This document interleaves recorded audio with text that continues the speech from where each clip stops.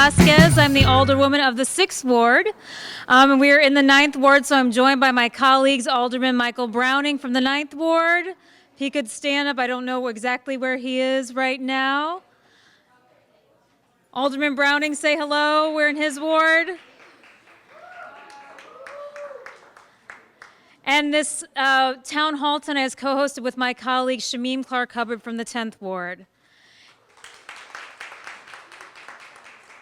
And I've got my list of thank yous before we get started, but I want to thank Diamond Divas Empowerment tonight for being here and part of our program, the Women's Safe House, Duo Dogs, Spire, Dollar Help Program, Legal Services of Eastern Missouri, Parents as Teachers, the Board of Elections, the St. Louis Metropolitan Police Department, Lieutenant Muldrow from the St. Louis Police Department. I know we have some other folks from the St. Louis Police Department. Thank you for being here. Circuit Attorney Gabe Gore, Leah Mosby from the Circuit Attorney's Office. We have some other folks, I think, from the Circuit Attorney's Office, so thank you for being here. This is a really special program tonight. We've got two panels. I think what we hope that you get out of this tonight is both a real testament from survivors, but I want to say thrivers, if that's a word, people who've experienced domestic violence and are living a full life through it, are going to talk about that. And we're going to also hear from some folks who are actively working to fight against it. And you're going to learn about what we can do as a community to help them and also understand about what effects it has on our community. So I'm not going to take too long up here because we've got a great program tonight, but with that, I'm going to introduce, actually, I forgot in my intros, a big, huge thank you to Kelly Spencer, owner of the Dogwood, who has generously hosted us tonight and given us this space. So thank you, Kelly. Thank you, Danielle. Alderwoman. What extraordinary women we have in our room tonight. Can we give a round of applause for all the extraordinary women we have in this room tonight? Thank you, Alderwoman Velasquez and Alderwoman Hubbard, Marianne Owens, and of course, Bree Bowen for hosting this beautiful event. I'm so honored to be here and to host this. Welcome to my home in the Grove, the Dogwood. When thinking about opening a venue, I didn't want it to just be a venue. Oh, and my son's calling. Sorry.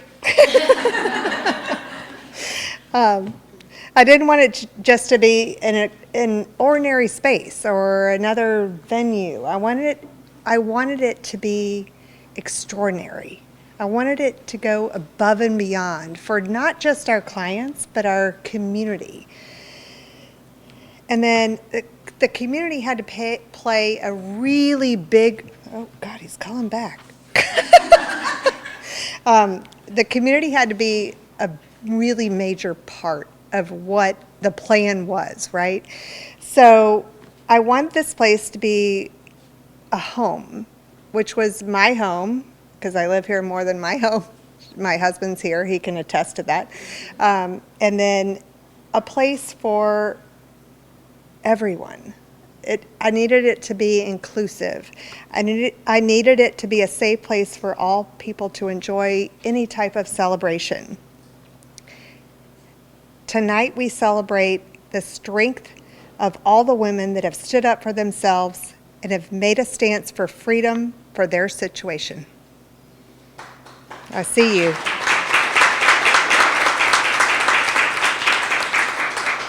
We stand beside the women that may still be stuck in a situation, and we let them know that we are here for them, and this is a safe place for them, and the freedom for a new life.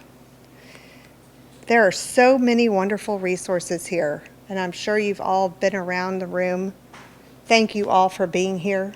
You are impactful. Well, okay, sidebar. Parents as teachers, when I had little kids, they were like the savior of my life. So thank you for, like, thank you. Okay, sidebar. I'll get back to my reading. My husband always says, like, stick to the notes, Kelly. As a member of the Grove Board,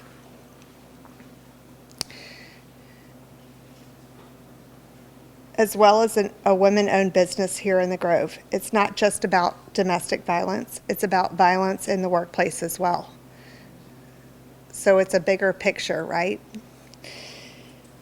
We're all here to let you know that there are so many options. There is a safe place. There are people that care about you and what you're going through. Thank you for being here and everything that you're doing to support this organization. The Dogwood will always have a safe place for anyone that wants to knock on our door, and we will always have a place at our table. Thank you for being here, and thank you for sharing your stories that mean so very much. Thank you.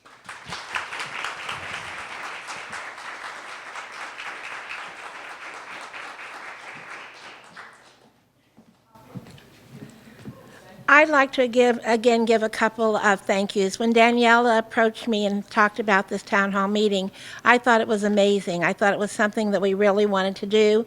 And then when Shamim joined on, I thought that was wonderful. So let's give a round of applause to our two honorable women that are here tonight that are sponsoring this in love for our movement and for all the rest of us women here.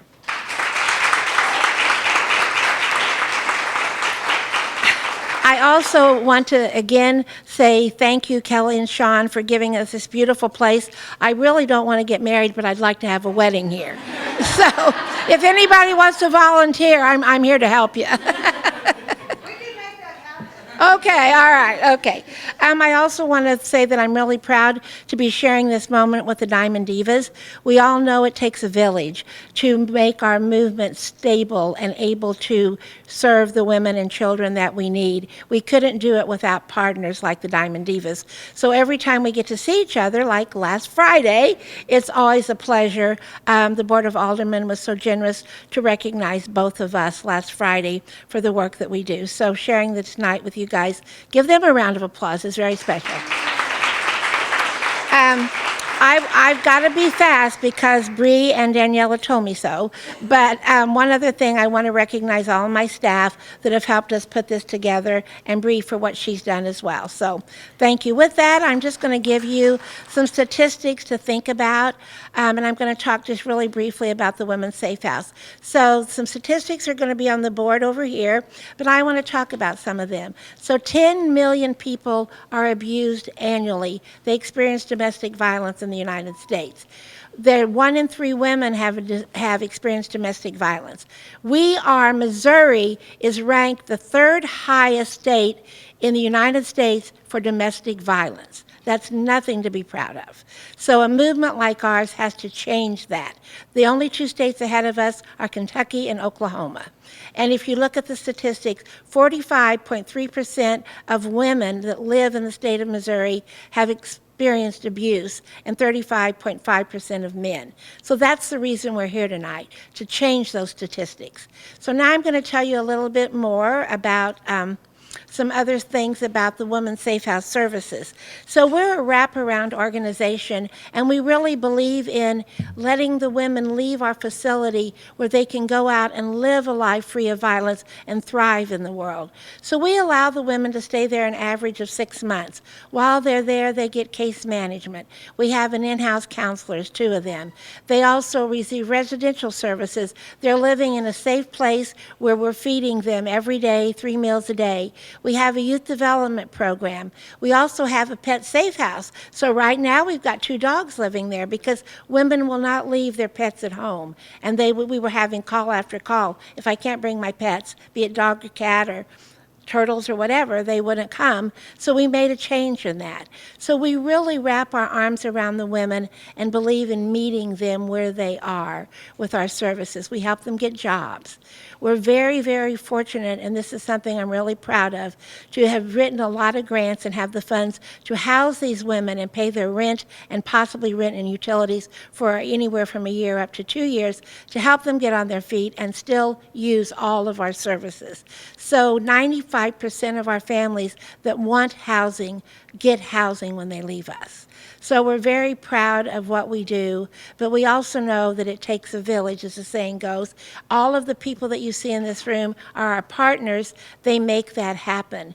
We as a community together, and that's why I was so excited to have this, to have people hear a little bit more about the movement, hear a little bit more about what's going on, and maybe join us in this fight. You know, we need more money, we need more space. We can have 60 women and children, and we had 280 people last year. However, we get call after call after day, and we can't meet the need. So there's some statistics up there too about the things that we do. So 94 of those were women, 188 were children. It talks about how 30,000 meals we served, how many hours of counseling. But really the numbers are irrelevant. What is important is the heart that our staff puts into helping these women move on to where they can really thrive in our community. So with that, I just want to thank you all for being here. It warms my heart. I want to thank all of our panelists when we reached out to them, and they all were glad to do this. They're going to be introduced later. These are the people that help us keep this going. They're from the agencies that matter. So give them a round of applause when it's their time. The proudest thing I am of is my 3 women that are here tonight to talk about this. It's brave. It's brave, it's courageous, it's nerve-wracking, but telling your story is also therapeutic. And when I reached out to them, everyone immediately said, yes, I'll be proud to do that. So with that, I would like to introduce our Honorable Alderwoman, Ms. Shameen Clark Hubbard, and she is going to be speaking with our women. Would you ladies come up and take a seat? Linda, come on, ladies. Come on up here.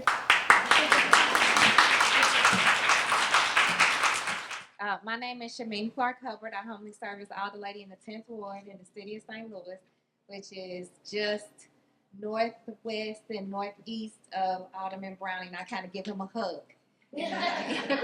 in the 10th Ward of the 9th Ward. And I'm just so honored to be here. If you follow me, you know how much of a passion I have for this platform and for making myself available for any way that I can help support you all today. We're going to change this around a little bit. These aren't panelists, these are survivors, right?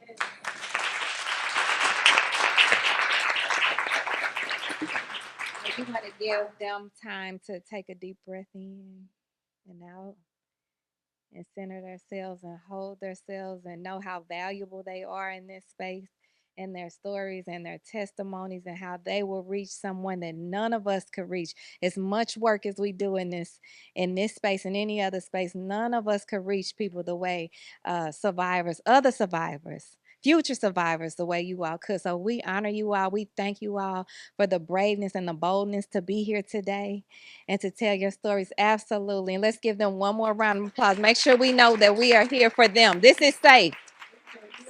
Yeah. And with that safety, I want you to make sure if you say, hey, Mimi, I'm sorry, hey, Shameen, I need a minute. I need a minute. That's what you do, okay?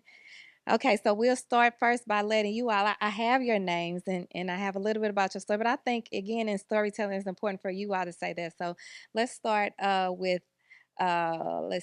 start with Laura.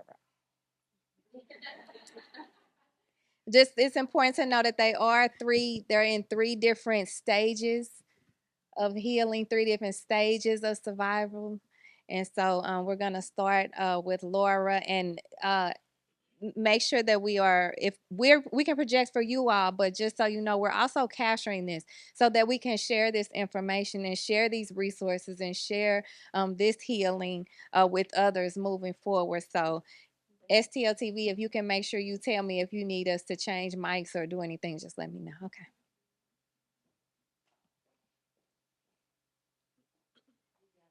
Yeah, you got it. Mm-hmm. My name is Laura Reese. I am a single mother of 7 beautiful children from the ages of 15 down to the ages of 2. My story is very bad. It's like terrible. Like I endured abuse physically, mentally, psychologically, both my children and and also rape as well with my domestic. I am very grateful for Twish because I am now currently been living in my home for a year now.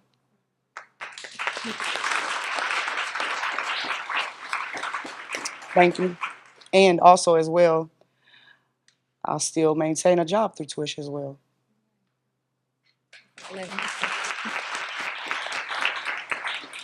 Now we'll move to another stage. We'll go with Danielle. Hi, my name is Danielle.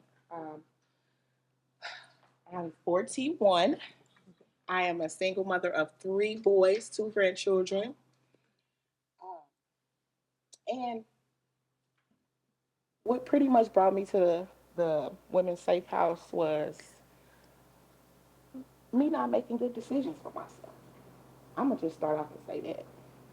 We already know the physicals, um, but that's what initially led me there was not putting myself first, not putting my better judgment first, not using my sense of discernment that like I should have and like I know to use, and just being a follower, honestly.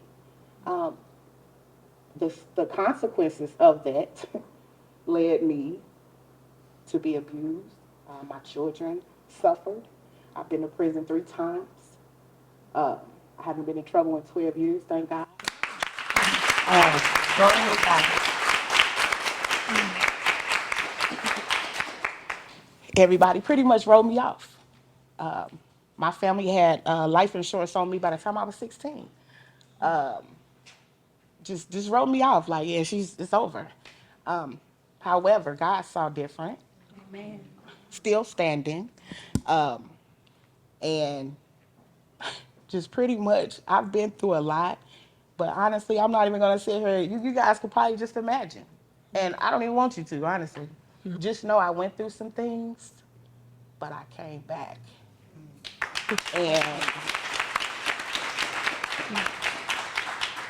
and not only did I come back, my children are blessed. We are all blessed. Everybody's safe, healthy. We get counseling. There's certain things that we still need, but on an overall, we're blessed. God dug back in there and said, not her. And I'm showing him every day that you're right. And that's all I'm going to do. And the Women's Safe House has been an amazing, amazing, amazing. I don't think they even understand how much they help us. Some people, they get up and go to work, and they're like, I got to go to work. I'm going to go do this. But a lot of those women, it's not just work for them. And you can feel it when you have been abused, when you have been mistreated. You know when somebody's being genuine and when somebody's just getting a check. And I can honestly say, I don't know anybody at the Women's Safe House who I feel is just there getting a check. And that's major because everybody that I encountered helped me in some shape, form, or fashion to be better, just to do better, to think better. Yeah, I went through some things. But it's like I can't even use my energy and go through that because I'm not there anymore. I'm not around those people, places, things. I've been clean from drugs going on 5 years. It ain't no sad time for me. It's game time, and it's time to just continue to thank God for keeping me in the game, and to go back and pull out anybody I can. Oh, that's it. That's it. All right. Lamika. Yes. I'm Lamika Wynn. I have 2 young boys, Liam and Luca. 2 and 9, and I'm currently at the Safe House, and I'm currently also working on self-forgiveness is my main thing. It's really hard to forgive yourself for going through that and being around that person. But the Safe House has really helped me regain my mental strength. So now I know I'm able to restart, begin again and do what's best for my boys. You I got don't know. this. We no. I just left 2 weeks ago. Yeah, I'm here to tell you. yeah, I just left there. I moved into my house August the 1st. yeah.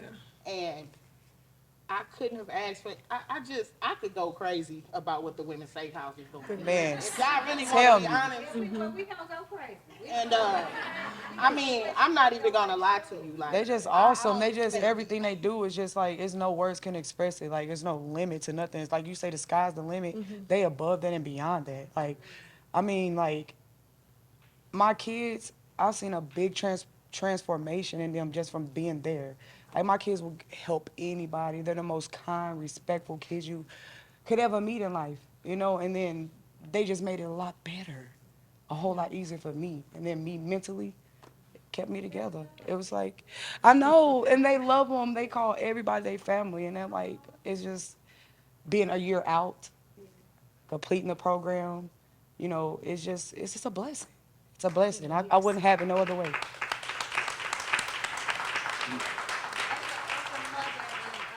Of 7. I have 7. Oh. I'm sorry. Well, much love, much love. I'm sorry. I'm just kidding. No, really though. In all honesty, I'm glad that we're getting this little laughter out in between. It's helping. But I was just gonna say what I heard from all 3 of you survivors was about your children. And as a mother of 5 and a new granny, one of my babies is back there, and I know that as much as people tell us to put ourselves first, we never do. It's always Impossible. it's impossible. Even in our bad times, we still, impacting them because ultimately they will be what they see, right? They will be what they see, and them seeing their moms healthy and happy and moving forward and pushing and pressing through is the best thing they can see. At- world. I would change it for the world. Amen. So let me ask this, because again, with the Women's Safe House, and if you don't want to share, if not, but it did, one or all 3 of you could briefly share, what was that point? What was the point that made you just say, no, this is it, I'm going to the Women's Safe House? You go first. for me, Just to pour it out. it was rock bottom. It was realizing that you have nobody. The Women's Safe House made me feel ways that my family never have, ever. And I'm 41, and I've been around my family all my life. I don't forgot the question. Just it's okay, baby. That's what I said. Just what brought you, what caused you to make that step, that very Being monumental step sick to and go? tired of being sick and tired, and knowing that either it was gonna be suicide or homicide, and I got kids, Yeah. and when they took my 9-year-old from me because of domestic violence, that's what did it. I couldn't do it. That's what did it for me. Yeah, same. I was being threatened to be put in a homeless shelter, and CPS called on the boys and threatened to get my hands chopped off with a machete. I think that's what really did it. So yeah, I didn't want them to witness me dealing with that any longer. Yeah. How about you? Well, for me, it was everything. I had nothing. I lost my dad in the process of going through the domestic, and having no one to turn to. Like I have a lot of family, but really, what did it was my oldest child. Like he's my superhero. He's my everything because he pick up my slack. He's there for me, for everything. And then for him, I felt like I had put him in a messed up predicament because he had to step in that role and defend me and protect me. And I would never want to put them through that again. Yeah. So that's what did it for me, my kids. It's always my kids. If anybody can tell you, Laura lived for her kids.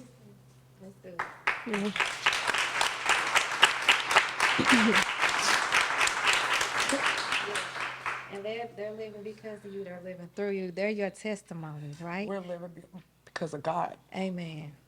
Amen.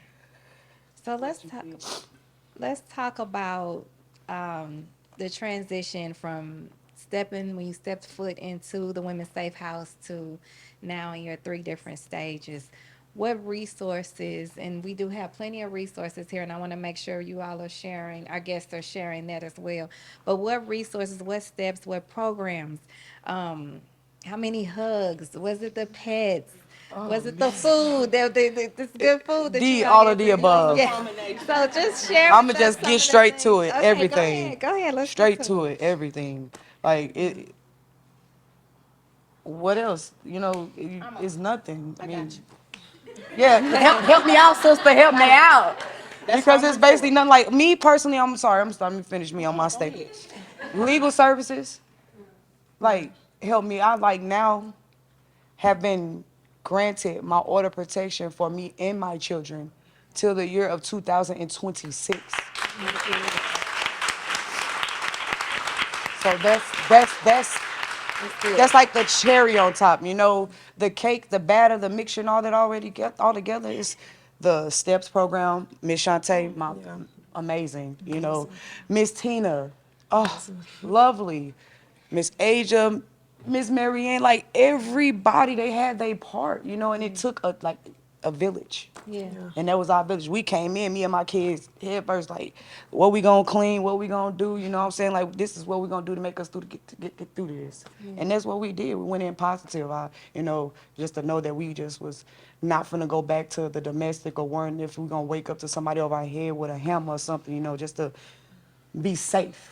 And that's it, the magic word, safe. Like I said before, when I went to the gala, I had the opportunity to go to the gala. I've never been to prom, homecoming, or nothing, but I had that all in one day. And I was blessed for that. And like I said then, I'm gonna say it now, I have no fear twishes here. Oh, that's good. If you all didn't, I want to make sure you heard what she said. I You have want me to no clean? fear. Twish is here. You want me to get to the mic? So I want you to say that again. One more time. You have no fear twishes here. I'm gonna tell you why it's important that you share that, because one of the things that I have learned in this work, and I learned this in working with my family at Diamond Divas the most, is that this behavior happens. It breeds off of fear. It breeds off of darkness. It Yes. breeds off of silence. So the fact that you said you have no fear, sis, that right there alone fear. is the testimony. That Thank is you. the testimony. Let's take a moment. Can everyone from the Twish family, can you all stand and be recognized so we can Yes. get names? Okay. That's my family. Hey. Absolutely. Yes, Good. yes. That's good. And then, of course, I want to make sure in reference that she did reference the work that Legal Services of Eastern Missouri did, and they are here. So take this as a resource. Yes. You all take this. If you all can stand. Thank y'all so much for y'all service. Stand for Legal Services. I get it. So I know you had some more that you wanted to share. She said it. We said it. That is awesome. They care about us. Yeah. Sometimes too much. You know what? And I'll take that. I'm gonna take For real. that.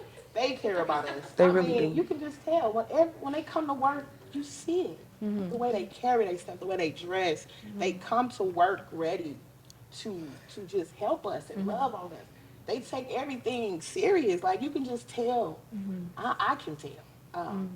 Cause I gamed them and ran on me all my life. Like, I should be a teammate. Like, I understand. You know what I mean? Like, people, it's just genuine love.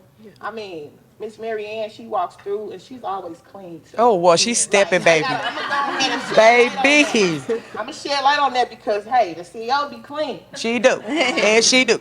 She, and she's humble and she's sweet, she's caring. She's not just somebody, who just runs the shit. Like, no, she talks to us, she cares. We have meetings about what we feel. We have residential meetings. My twin, Miss Asia, I love her so much.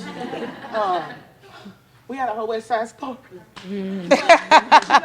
But it's just so genuine and something that I never felt from my own blood. And that's And real. that's major. To just come right off the street and come. I just never knew it was love like this out here. I never knew I never knew that I had a chance. I didn't know that. I'm 41 years old and I've never felt as complete as I do today. Period. Ever. Wow.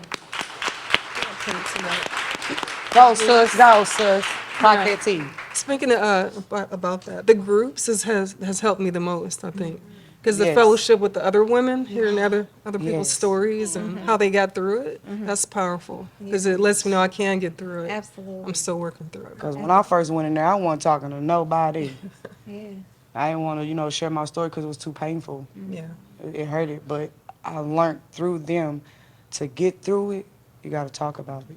Because building it up, believing in it just ain't going to do nothing but hurt you even more. And I learned that. And I like special things like she spoke on Aja, Mama Aja. I'm telling you, there's been plenty of times where I was ready to make somebody's head roll.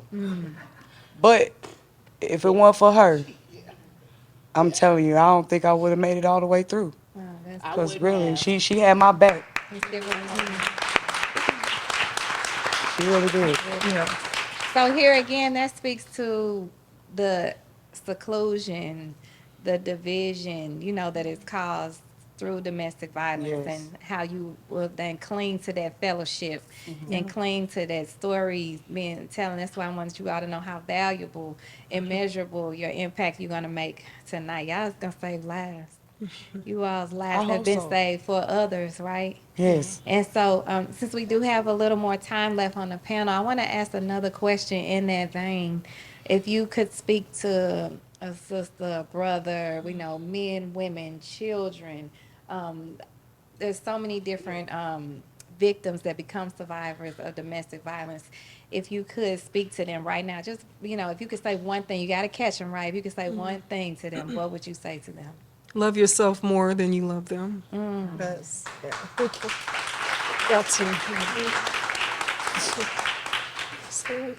I would say, don't worry about everything around. What you gotta fix, what's not taken care of, what's not done. Go. Just go. Bet on yourself. Believe in yourself. Yeah. You come first. Your life important more than worrying about if you can be loved or, love doesn't hurt.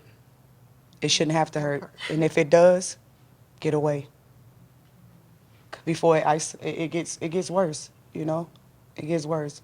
Once you forgive them the first time, second time, third time, too many times, it gets worse. It really does. I will also say, when people show you who they are, just believe them. Mm-hmm. Just believe it. Yep, don't be blocked. You can't yell at everybody. Go get safety for yourself. Take care of you. Because if you're not good, nothing around you will block you. Yep, and one more last thing. Take your time. We got time. My favorite quote is to thy own self be true. Can't expect no one to love you the way you want to be loved if you don't love yourself the way you want to be loved yourself.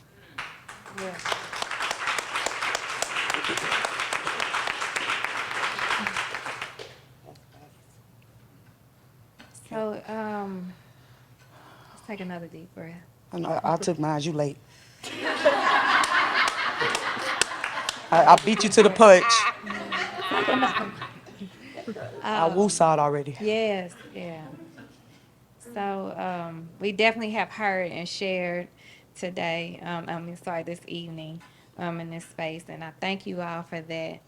There might be a question in the audience. You might have someone in your family, a loved one, someone that you have maybe the thought that they're going through something. This is again a safe space. So since we have a few minutes, I wanted to see if anybody might have a question from the audience. I don't have a question. I just want to thank the three of you Yeah. for choosing yourselves. Yeah, Thank you. Any day. yeah. Anytime. And if the audio didn't catch that up, she thanked these survivors, these queens, for choosing themselves, choosing Yes. themselves and I just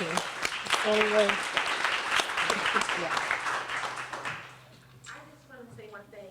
I can't tell you how much it warms my heart when I call on these women and like, you've been out almost 2 years. Almost 2 years. And you've been out since August and you're there now. Yeah. And ask them to come and do something like this because it takes a lot. yeah. For y'all. Oh, Anxiety. I'm You coming. know what the best part is? We still keep in touch with them. I still get to see your kids. Yes. They're at our camp. Yes. You guys come to our back to school. And do. They're still part of our family. And with all of my heart, I love and appreciate what you were willing to do. Oh, I love you too.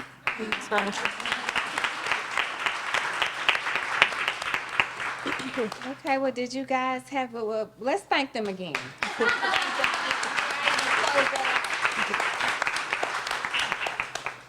One of the things that I've just been falling on my spirit a lot to say because, and I heard someone else say it, and it's just been, it's like everywhere I turn now, I see that is the faith and the proof. And you all are testimonies of the faith that took that step to go into, and for yourselves, right, first, and then for your children and your families, and then you three are absolutely proof. So To thank you walk for and being, talking and living. absolutely, thank you for being the faith and the proof. Yes, thank you for having us. Thank you guys for having me. Thank you. Yeah, thank you for giving us a platform to share our story. Anytime, I'm sure that me and my colleagues that are here, anything that we can do to help support, you all, the organizations here, the resources that are here, we hope we continue to show that we 10 toes out, well, you know, I always say I'm 10 toes down. 10 toes down, but just so you know, we here, you know, this is not, you know, we connected now. We connected now. So, You better thank you watch all out for now. I'm good. I'm good. I love to be connected to people. 'Cause I'm joined to the hip. I ain't going nowhere. You better ask Twish. I'm good. I'm good. I'm good. I'm there. So, and then now as we go into the transition, I want to thank the team here. I want to thank my colleagues, Alderman Brown, and I want to thank my colleagues, Alderwoman Velasquez, all the resources that are here for letting me hold this space, right, and to entrusting me with this space to be able to play this role and this important role and this important talk this evening. And I know domestic violence has so many different hats and so many different looks to it. And I would be remiss if I didn't ask, and I hope I'm okay with this. But I would like to ask us to recognize and hold a moment of silence. Tomorrow is the 2-year anniversary of the shooting at Central BPA. And I had a daughter that was there at the time. I have a daughter in the back who's a freshman now. They're out of school tomorrow. This is real for them. I know for some it was just a news story and some have gone on and forgotten, but this is real for those children, for those faculty and staff, for the 2 amazing lives that were lost. So I would just like to humbly ask for a moment of silence, recognize and keep them in your prayers and uplifted tomorrow. These are babies that are trying to process this and recognize that there are people in spaces that are being held tomorrow for them, but some of them still, we talk about the exclusion and the seclusion of it, they still don't want to come out and deal with it, even though they have to ultimately walk the halls sometimes, you know. So with that, I'll ask for a moment of silence for the 2-year anniversary of the school shooting at Central Visual Performing Arts.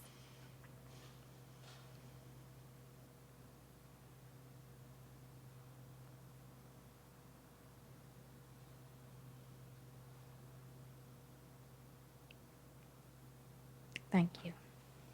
Thank you all. Thank you. Thank you.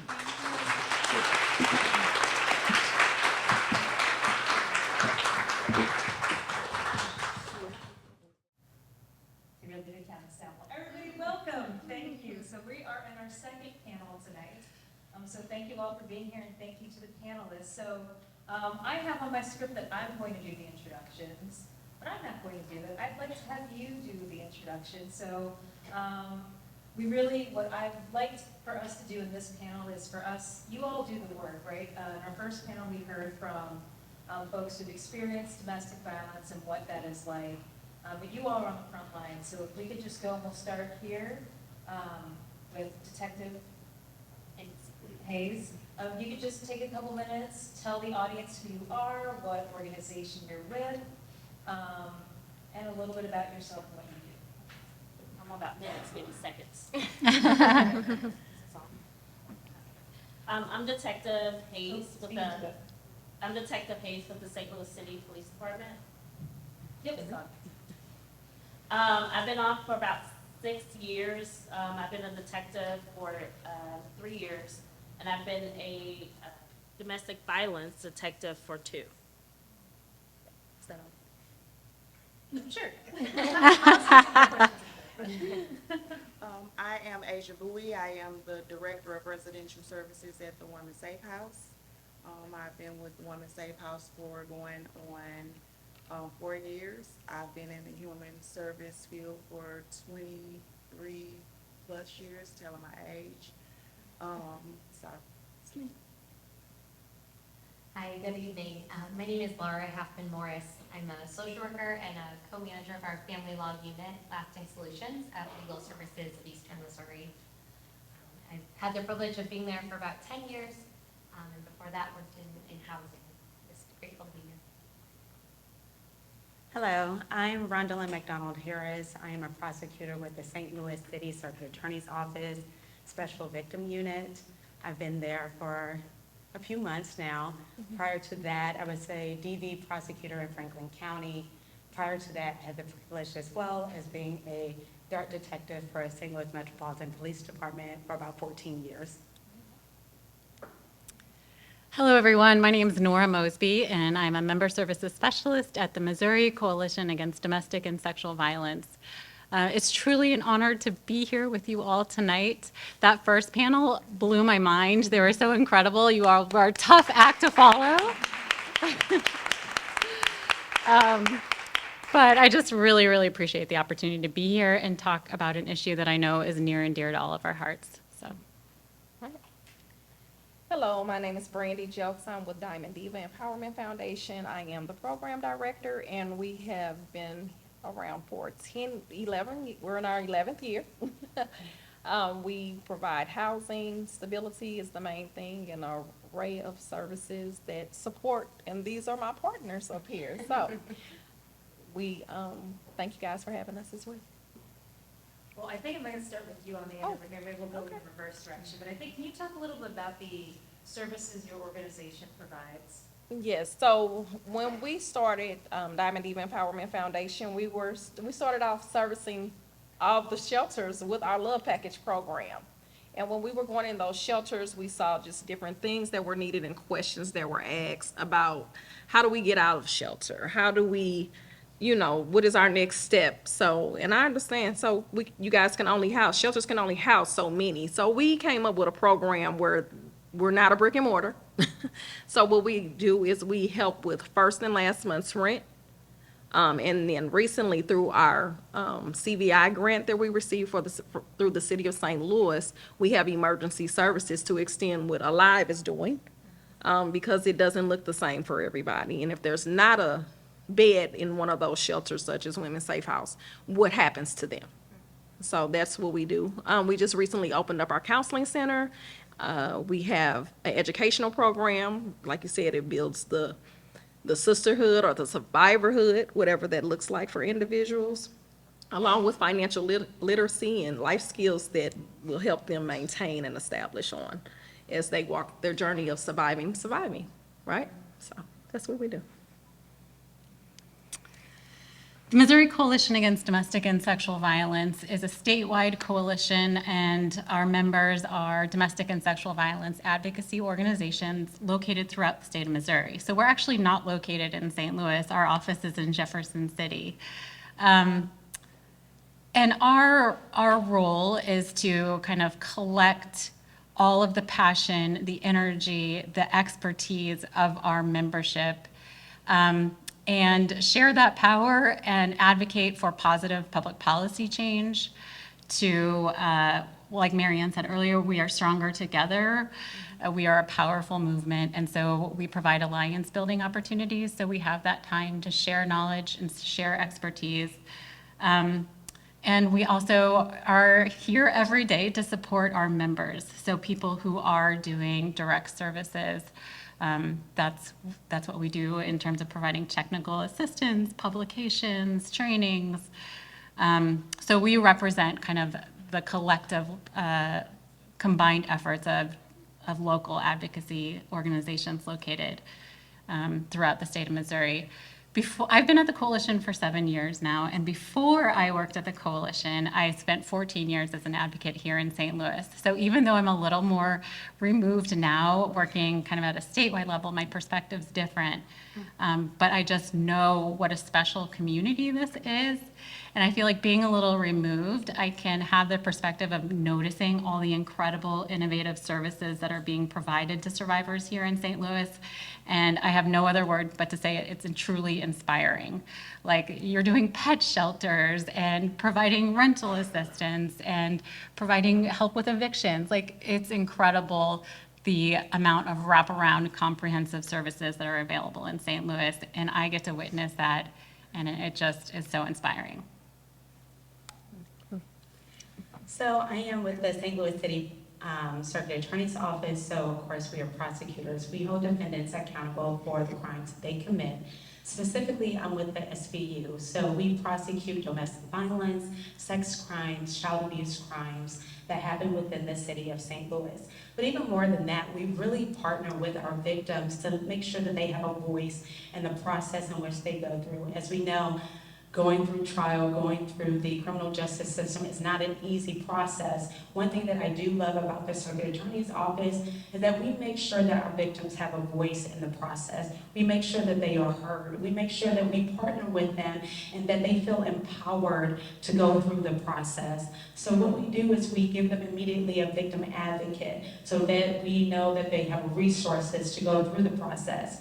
We also have an open line of communication. We make sure that they partner with our victim advocates and that they have access to a prosecuting attorney in order that they can talk to us, ask questions, learn about the process that they're going through. We understand that prosecuting crime and going through the criminal justice system is very difficult. It's a hard process, especially for those who have been victims of domestic violence. So we try to partner with them and empower them to go through the process with us. So with Legal Services of Eastern Missouri, we offer a wide range of services, but overall we're offering free legal representation in civil cases. We do everything from trying to prevent evictions, helping folks whose public benefits or Medicaid has been cut off and connecting them with services. We have an immigration unit, we have a consumer unit, we're even doing neighborhood advocacy work. But my unit with our family law unit, we are representing survivors of domestic violence and sexual assault, along with my coworkers over here, Alda and Keisha. We are representing survivors in divorce cases, custody cases, orders of protection, trying to give concrete ways for survivors to separate from that person who's causing harm, right? Things like in order to try to show the police, if need to be called, I'm trying to get away, right? Trying to get it ordered so that you don't have to talk about custody issues and finances. In addition to our amazing team of attorneys, we also have social workers on staff. We recognize that just getting that legal case is sometimes not enough, right? Especially for survivors who are trying so desperately to start their lives over, right? So our social workers are able to help provide support, safety planning, counseling, or not counseling, but offer that therapeutic support while someone's going through to talk through what somebody can expect out of this legal process. Because it's challenging, right? It is so, the criminal side and the civil side. Often we see folks who are using harm abusers kind of continue that throughout the legal process. And then of course we love connecting with our partners up here. We certainly see that we are just a piece of the puzzle for survivors to really have the ability to move forward. So we really love being a part of this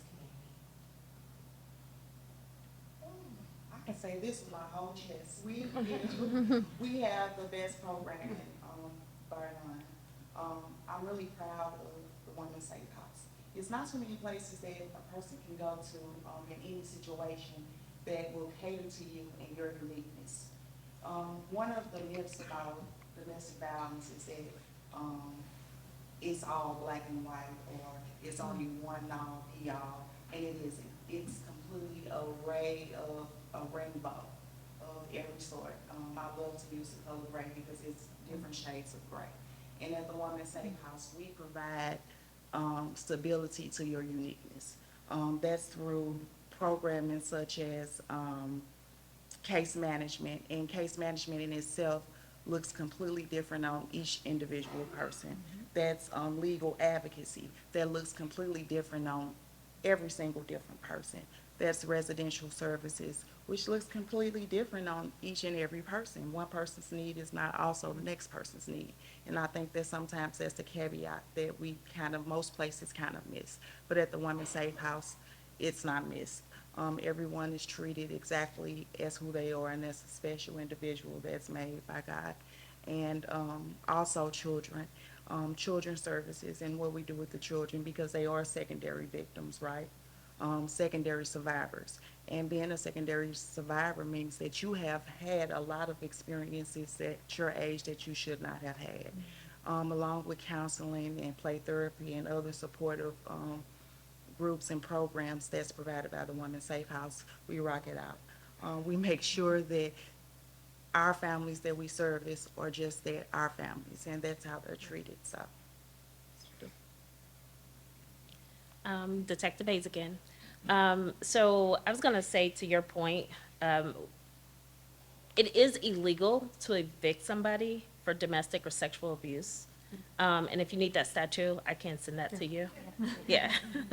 And that's one of the things we also support, one of the things that we also have at our agency is just knowledge of the law, helping victims through the whole process. Typically, we are the initial interactions that the victims have. Not always. Sometimes they come to you guys first and don't report the incident. But majority of the times, we are the first interaction they will have. And that first interaction, it can be, it can make or break the victim. So that's what our unit is for. We're trained investigators to talk to the victims, to provide them comfort. We have a soft room. Not sure if you guys know what that is. But we have. Tell us what it's on. So we have like two types of interview rooms. One is for suspects, where we have huge cameras, handcuffs all over the place. It's kind of hard. I wouldn't want to talk in it, you know. But then we also have a victim soft room where it has couches, it's cozy, little rain music in the background, where you can sit on the couch and, you know, spill all your problems out. And it makes that person or victim survivor want to talk to us more. Yeah. So you both kind of hit on a point that we had talked about earlier about myths and misconceptions, and we don't have to go in any order. Anybody wants to jump in. But what are some of the myths or misconceptions that people have about domestic violence and sexual assault that we should be talking about, that you won't see? One of my biggest myths, because I just learned this myself, is that you need a victim to assist with the prosecution in order for the case to go through. She was actually the one who taught me that you don't always need a victim. So during your investigation, look for other avenues, maybe witnesses, Ring doorbell cameras, marks or bruises. Is it blood underneath the suspect's fingernails? You know, things like that. And from what I've seen, that has pushed our cases like all the way through with her help with that. Yeah. Thank you. And this is a quick plug. On the back, you actually have your base bios in your programs. And so if you want to read more about our panelists, and you actually everybody has a great background here, but you before you were in the prosecutor's office, circuit attorney's office, you were also the police firm, right? Yes. So yes, I was in the police department in her unit. I took her spot. She took my spot. Oh, that against her. She's a great addition, but I also had the privilege of also training our young officers in how to investigate domestic violence. And one thing that I learned as an investigator is that the weight should not just be on the victim. That's a lot of the weight to put on somebody who's carrying so much trauma and so much harm. Is to tell them to carry this whole case. carry this whole case for me throughout the criminal justice system. That's a lot of weight. So what I encourage and partner with our detectives is what else do we have? We understand that domestic violence is a private incident, but it's a community problem. Right. It's a community issue. And so I asked them, hey, go knock on doors, canvass the area, see if there's witnesses who've heard something, seen something that can build up this case so that the weight of it is not just on our victims and our survivors to tell their story. Now, I will say, if you are a survivor, your story is important. We want you there. We want to partner with you. We want to hold that defendant accountable. But if not, we're going to do everything that we can to hold him accountable with the St. Louis City Circuit Attorney's Office.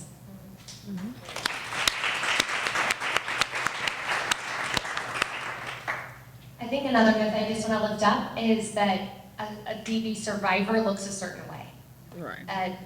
In Lasting Solutions, we are representing folks of all different ages, of all different races, of all different genders, people of all different nationalities, speaking, all different religions, so much. All of us can be impacted by domestic violence. And I think to address this as a community issue, all of us have to open up our eyes a bit more of what this can look like. Because that abuse looks different depending on your identity as well. And some of those abuse tactics can be incredibly sharp depending on your identity. I think alongside that, the way a survivor leaves a situation can look a lot different. And I think we as a community need to keep building up different options. Not everyone's going to go to shelter, not everyone's going to want to go to counseling, not everyone's going to want to use the legal system, and that is okay. So how can we just keep giving options and resources, not assuming we know the best way, but just keep trying to provide ways for people to decide how to, determine their own safety. I think the perception a lot of people have about survivors is that actually they could have left. Yep. That's a myth. Sometimes survivors are placed in situations, and the first thing that everybody jumps to when they think about DV is they think about the physical abuse. But they don't think about the array of other abuses that people suffer financially, psychologically, spiritually, sometimes in some cases. And due to certain things that are going on, they can't just leave. Just leaving is not an answer.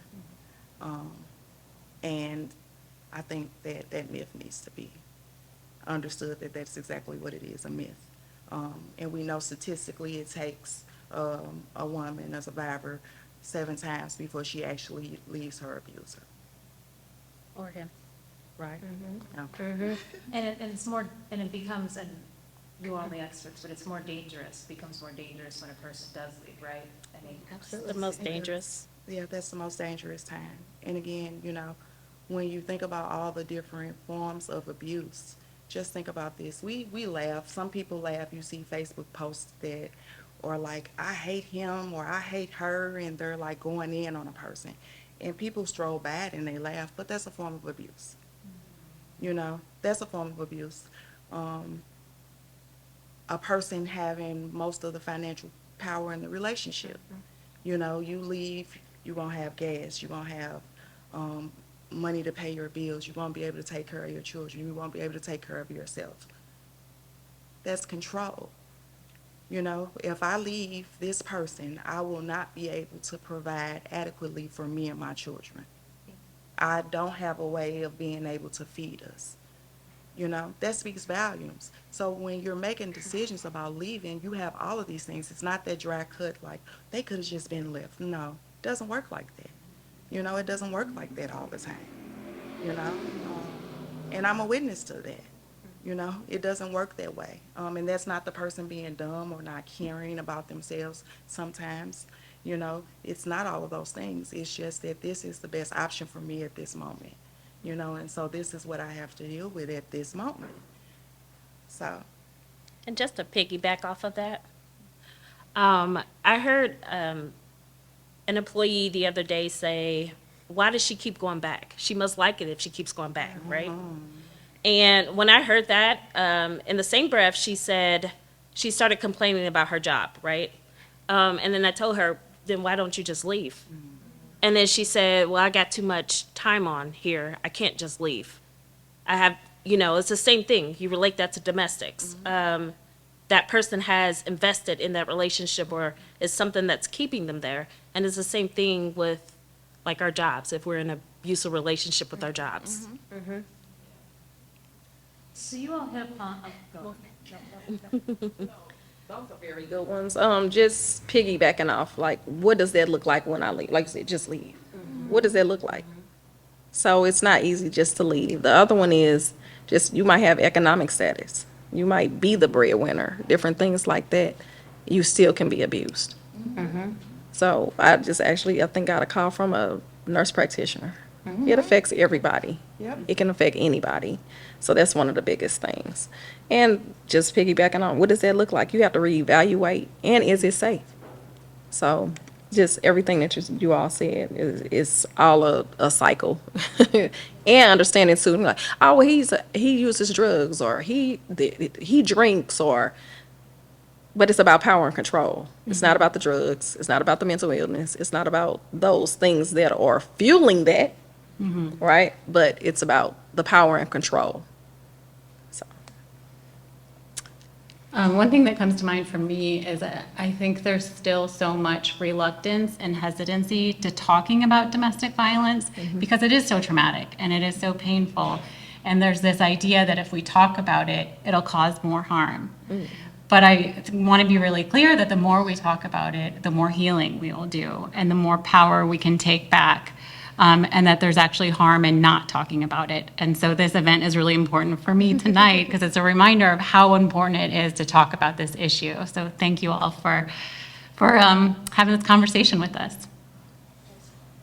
Well, I think that you all, perfect segue. I mean, you mentioned community. Oh, wait, no, you got something. No. You got something. No. Thank you. Well, I mean, it's just, you mentioned we're here in community. This is going to be broadcast or at least taped so people can watch it. You mentioned that, I mean, we've heard that domestic violence affects everybody. And that one thing community, what can we look for? I know that we can't do a whole DV 101 training, but what can we as community members, what can we do differently, or how can we engage? I know that's a big question. Definitely, I think, I'm sorry, I didn't mean to interrupt you. I definitely think this is kind of the foundation, is educating ourselves about what domestic violence is and breaking down those barriers of the misconception of what it looks like and who does it affect. Like I said earlier, DV crosses all barriers. It crosses all lines. There's not a perfect category to put a person in and say, this is DV.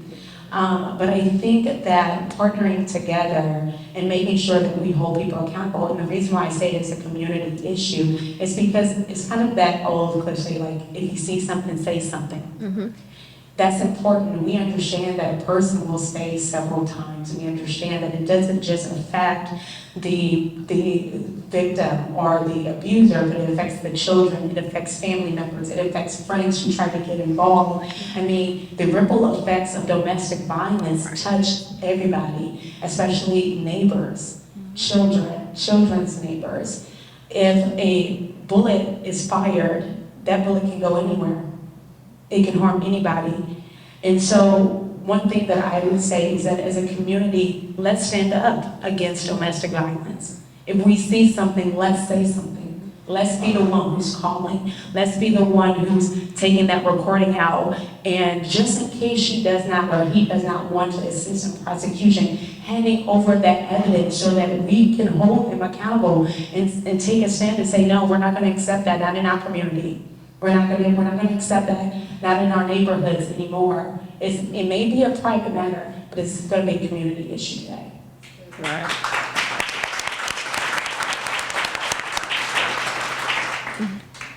One thing I think about a lot is just keeping in mind this idea of power and control, right? And that domestic violence is really about making the other person feel small. And so sometimes we see that in our loved ones. We see that that person getting smaller and smaller, the voice getting smaller. And we may not know why, you know, we may not be sure, but we can approach that person and say, I love you, I'm worried about you, I noticed this, I'm here for you. You know, and I think on a small scale, that is what we as individuals can do, is make space for people and listen and stay with them, frankly. One form of this power and control, in addition to financial abuse, the physical abuse, the sexual abuse, is isolation, right? And we heard it from our panelists that I had no one else.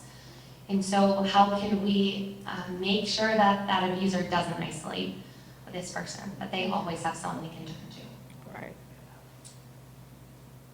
I think one of the biggest parts is prevention.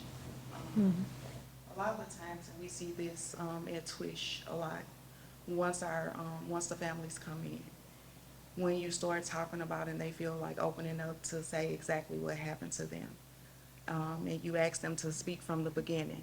What happened at the beginning when you met this person, be it man or woman? When you met this person, what happened at the beginning? It never starts off as being ugly. You know, it never starts out that way. It gradually goes into that. And being able to see the red flags. You know, nowadays I hear the kids saying, I'm so toxic. And, you know, people, it's like real, real popular, like, I'm so toxic, and they say that a lot. And not understanding that it is toxic behavior and it's also unhealthy behavior. Allowing a person to speak with you in a profound way that's disrespectful and degrading. Allowing a person to disrespect your boundaries and not to see you as the person that you are. And all of those small things grow into big things. No one that has been in a DV situation just woke up one day and it was awful.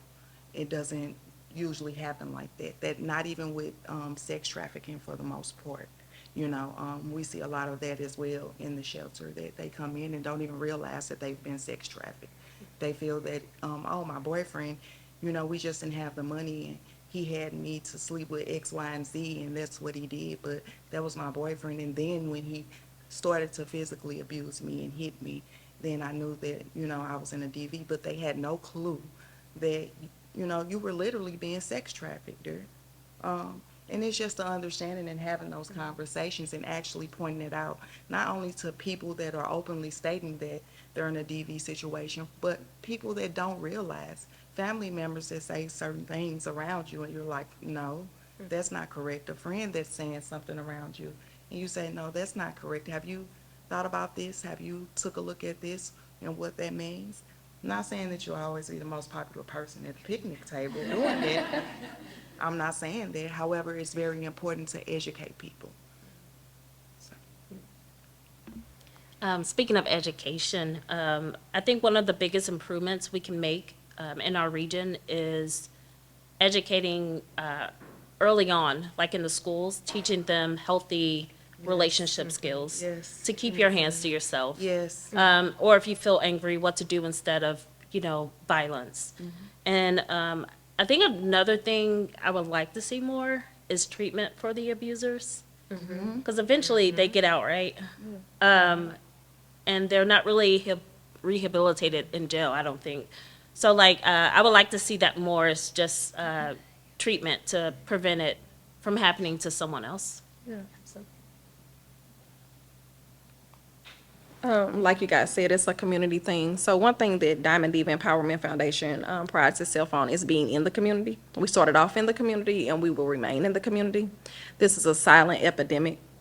And so, like, one of our funders, we go out every third Saturday. We have created the Domestic Violence Rally and Walk.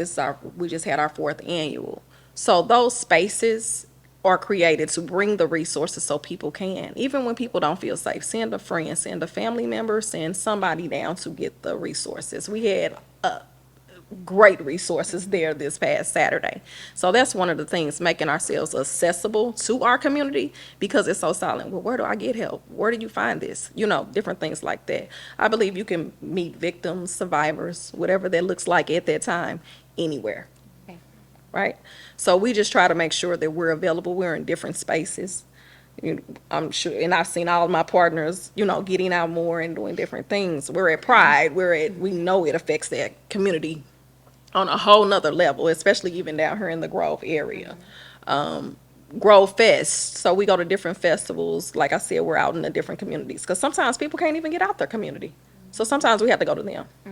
So that's one of the things that we're doing. And the schools, like you said, that's a big thing. So we've started our, it's Real Men Don't Hit is where it started from, but the kids portion of it is called, we just renamed it. It's LEAD. It's called the LEAD Academy. So they're in Hazelwood, so Hazelwood Parkway, and we're working on a deal with Kirkwood. So, and it not only is talking about abuse, but it's talking about relationships, how to even be a young man. Some people don't even have role models, different things like that. Along with, we work with Tracy Berry McGee, and she works with the young girls as well. So, like you said, the younger we start, we can probably start curving this a little bit, because it looks like under 20, probably about a quarter of young girls under the age of 20 will be affected by some type of domestic violence. That's a real statistic. So, and then like you said, the education piece.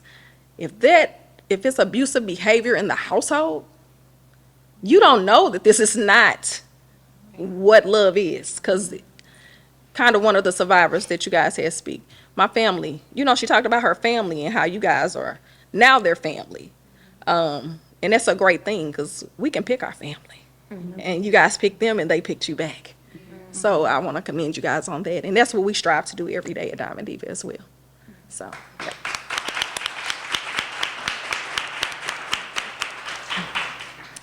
One thing that's so special about St. Louis is the diversity. I mean, there's people from all over the world, from every walk of life, that live here in St. Louis. And it creates a certain challenge for services, because in order to serve all survivors of violence, they must continue to adapt and adjust services in order to be inclusive and in order to be accessible. And this is something that you all are doing beautifully in St. Louis and will continue to do, but it is an ongoing challenge just to meet the diversity of survivors that are seeking services.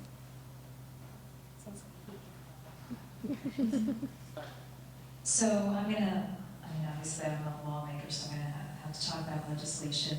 And I'm gonna broadly ask this not just for this meeting, and I don't think we're gonna have a conversation about domestic violence in Missouri without talking about gun legislation, but is there any legislation that could be passed or that we should be thinking about that would better address the issue of domestic violence and sexual assault? Is there anything we could be enforcing better? And I will just say, I know that Netflix is not everything, but back to the one I was watching, I think it was maybe Oregon that just recently passed a law considering coercion as part of, domestic violence. That could be considered, under, could be a factor leading under the law. So just curious if, from the legal side or from the legislative ideas, whether enforcement or laws that we can think about passing on the city level, on the county level, obviously, because we're a region, even on the state level. I can start from the coalition's point of view. So 100% firearm legislation is like our hopes and dreams. But there were two bills that came up. Could you actually talk, not that actually, but I think it's good for people to not just, could you actually talk a little bit about that? Our dream domestic violence firearm legislation would be to keep firearms out of the hands of people who have a history of domestic violence. And so that would mean if you have an order of protection against you, you cannot purchase a firearm. If you have a misdemeanor domestic violence charge, you cannot purchase a firearm. We have a federal law that was recently upheld in the Supreme Court stating that these kind of offenders cannot purchase firearms, and we would love to see that kind of law here in Missouri. It's an uphill battle, of course. Also in our state legislature, though, we did see some really positive movement on two bills during the last legislative session that we are hoping get picked up again and passed during the next legislative session. So the first one would be allowing women in Missouri to get divorced if they are pregnant. Many people do not know that in Missouri you cannot get a divorce when you're pregnant, and you can't. You cannot. And so we know that also. It's a very dangerous problem. Often the risk of violence increases when a woman is pregnant. And so we would love to see that one get some movement during the next legislative session. And then the next bill that we would also love to see get passed during the next legislative session is, and it just left my mind. Oh, of course, raising the marriage age from 15 to 18.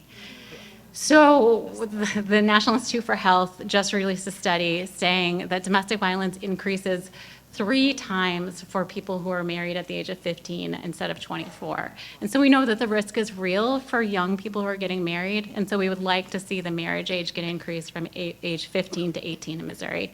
Fingers crossed we can make that happen during the next legislative session. Don't forget to vote.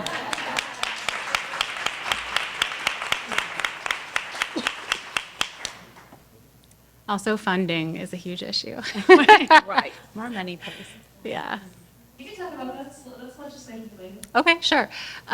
So we are seeing dramatic cuts in VOCA, the Victim of Crimes Act, which is a huge percentage of many domestic and sexual violence advocacy programs' budgets.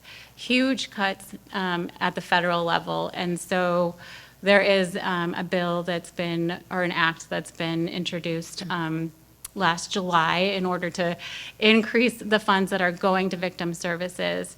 And there is time to get that passed before the next Congress starts in January. And so that is called the Victims of Crime Stabilization Act. And so it was sponsored by Representative Ann Wagner out of St. Louis County. And we would also love to see that get passed so we can actually fund these incredible services that are happening throughout the state.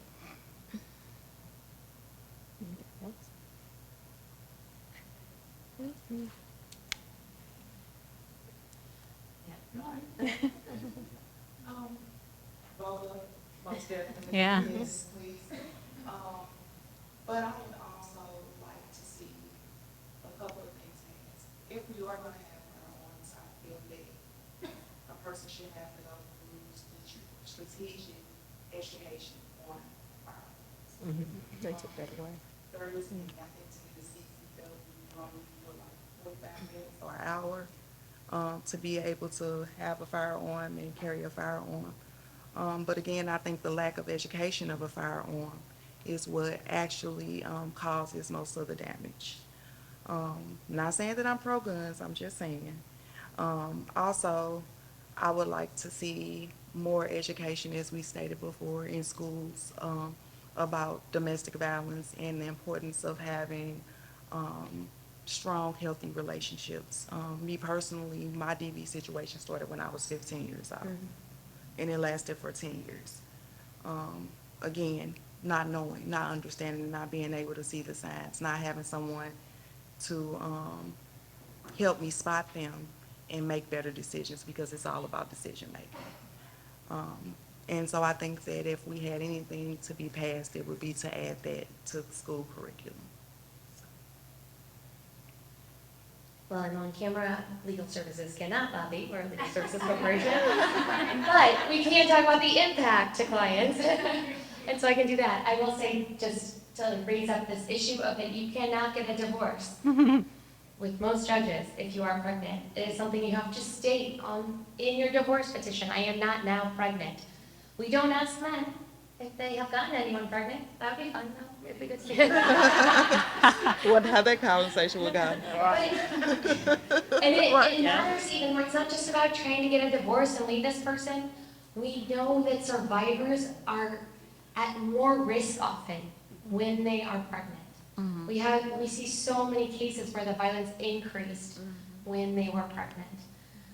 And we live in a state where somebody cannot choose whether or not they are pregnant. So just lift that up, that it is a huge impact on survivors.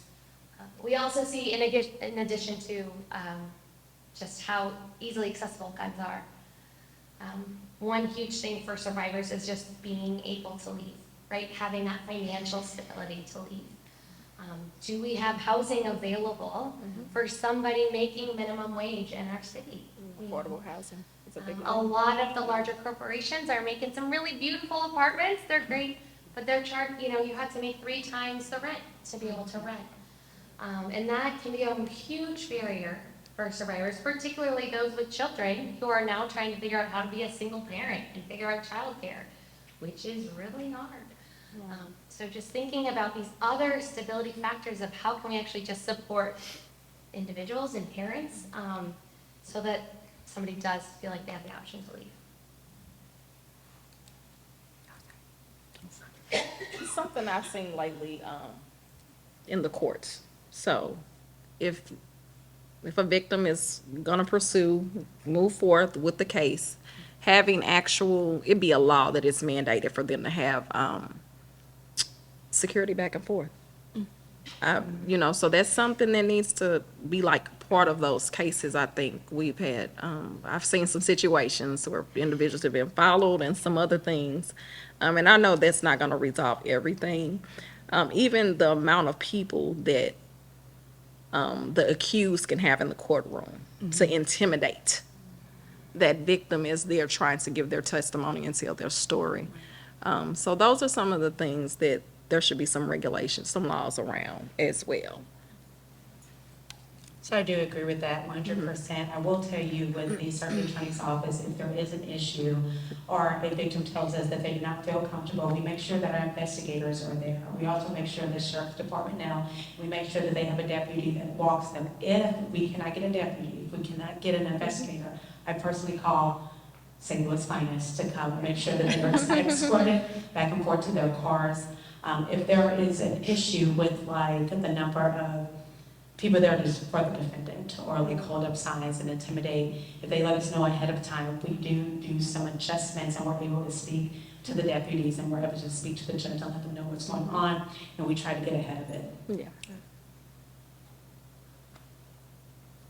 One thing I would like to see more with the legislation is like within the police department, we have a lot of repeated offenders, whether they have different victims or whatever it is. And a lot of times the victims don't assist with the prosecution. And then the offender would go on to the next victim and the next victim. I would like to see more if that offender has a history of it, just our courts pushing it and forcing that person off the street, whether it's therapy or whatever it is, doing whatever we can to prevent another victim from being a victim. I don't know if it's possible, but violate some rights. And just one quick final thing, just know that every time you walk through the doors at the Women's Safe House, you are doing work to make the world a place where that kind of abuse doesn't happen. And so thank you for that.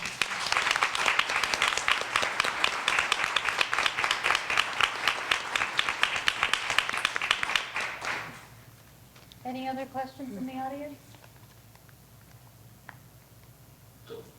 That I know I'm not on a mic, but I will.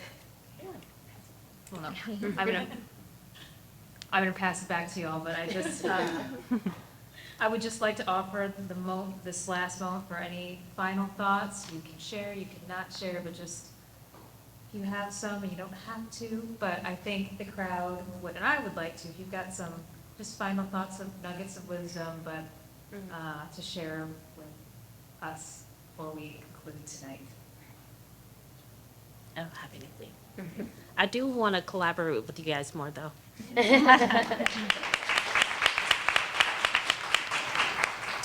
Well, you took the words right out of my mouth. I also know that it's never too late.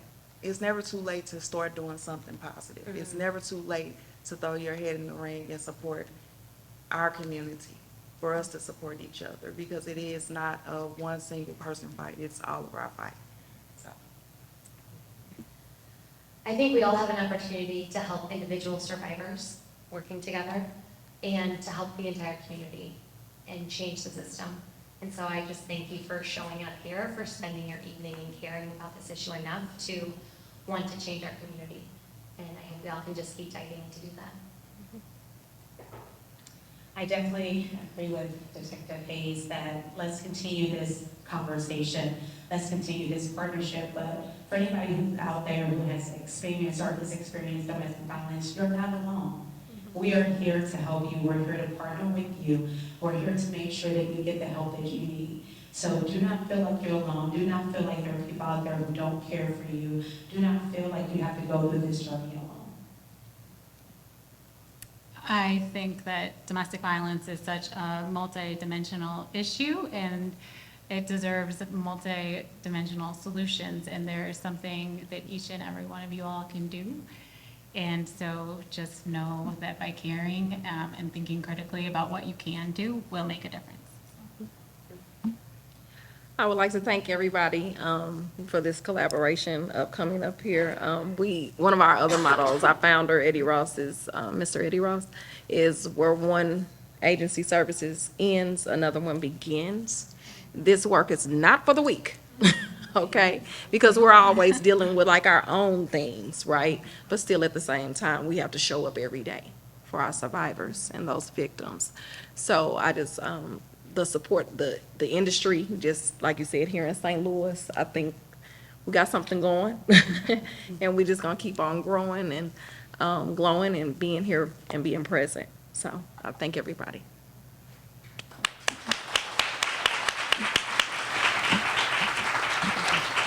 I just want to say thank you to everybody for your time tonight. I know you could be doing other things. It's a busy season. That is it for tonight. Thank you to all our partners, and we will continue the conversation. I know that we have a commitment with Alderwoman Clark Hubbard. I know Alderman Browning's still here, and we have a commitment here. So we're committed here at the board. I know these agencies are committed, so you have partners with us. So we're ready to keep doing the work, but thank you for being here tonight.